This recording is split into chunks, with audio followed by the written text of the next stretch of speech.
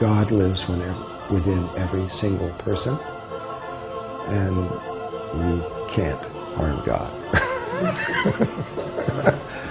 And so it's just we're stepping into a way of being that is so alien to our way of thinking for the last 13,000 years. We've been in polarity consciousness for a long time. And and in polarity consciousness, you're on your own. You have to protect yourself. You have to do everything. It's not about any of those kinds of things. It's just about transformation. Once we get into this transformation and the remembering process clicks in and we go, oh yeah, I remember now.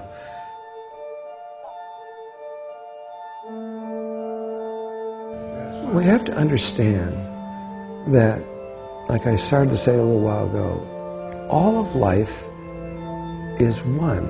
It's totally interconnected. It supports each other. Just within the galaxy, it's like a living being. There's areas that are the heart, that are the liver, the kidneys. They do functions, they work. We do this for you, and it's a flow of energy. And there's nobody out there trying to kill each other. There's little tiny bits of things where they're going through transformation and they don't really understand yet. But 99.9 with about 1,000 nines after it are there to support each other. We are at this moment surrounded by over 250,000 cultures from space that love us, are rooting for us, care about us, and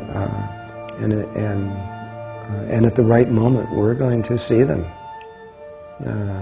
and we're going to know that the world is not out to get us. It just isn't that way. And we're going to realize that there really is a lot more to life than we ever dreamed of. And it's going to be an amazing revelation. Because the world is so much into fear right now, and so afraid, and so lost. It doesn't know how to do things, and all the control issues that are everywhere, and the lack of food, and on and on and on. But life is about to let itself be known on Earth, literally known that it is here. And I wish I could tell you what the indigenous tribes are telling us. I can't. I can't yet. Within a year, I will be able to. And but by that time, you'll probably know. You just have to breathe and stay connected to Mother Earth and Father Sky and not worry about anything, no matter how it looks. From my tribe, the Taos Pueblo in New Mexico, they just tell us about this time. They just said, when the world starts changing, that's when a lot of people get worried and things get a little crazy. They said, just go inside, close the windows, and just relax and breathe, and it will all pass, and then the light and everything will begin to enter in. They know this. So much of the old world, the ancient world, is really aware of what's happening. We're the last ones to know. And I don't know what to say except life is whole, complete, and perfect. It lacks nothing, and it always has been.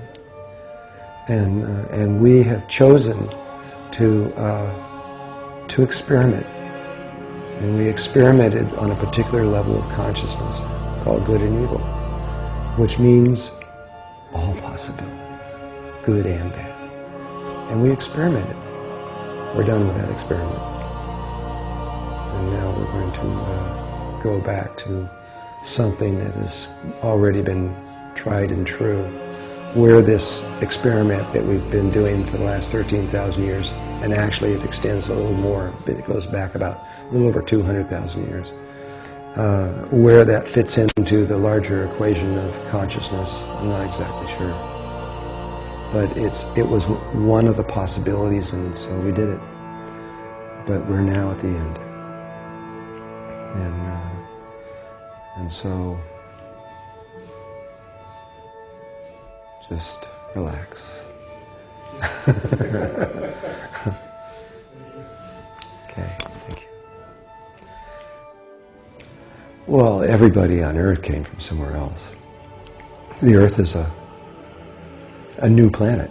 It isn't. Earth is on the outer edge of the galaxy. It's a brand new planet. It hasn't been around that long. It's only been around 5.5 billion years. And the galaxy, the universe is at least 16 billion years that we know of. It's older than that, but that's as far as we can prove. Our spirit is infinitely old. And so there's never been a time when we have not existed, and there's never will be a time when we don't exist.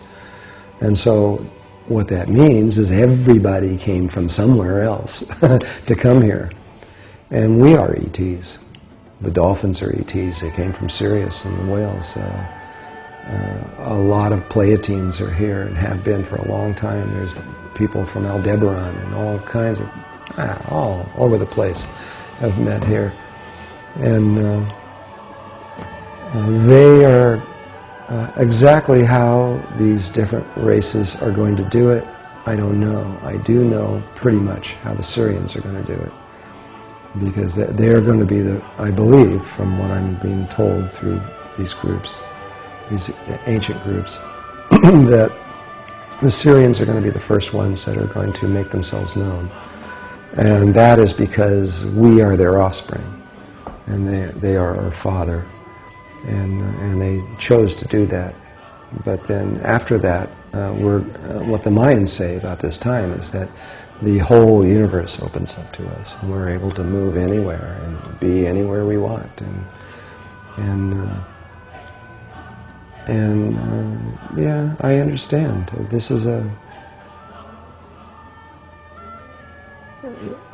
it's a strange time in a way, because we've been so limited. We've been quarantined on Earth. We haven't been able to leave the room. Somebody locked the door a long time ago, and we're searching for life, and trying to prove that something is there, but that life is going to come here first. It's already here. The 250,000 cultures I mentioned are those that came using vehicles. That means it's the lowest form of life in the universe. They had to actually come here.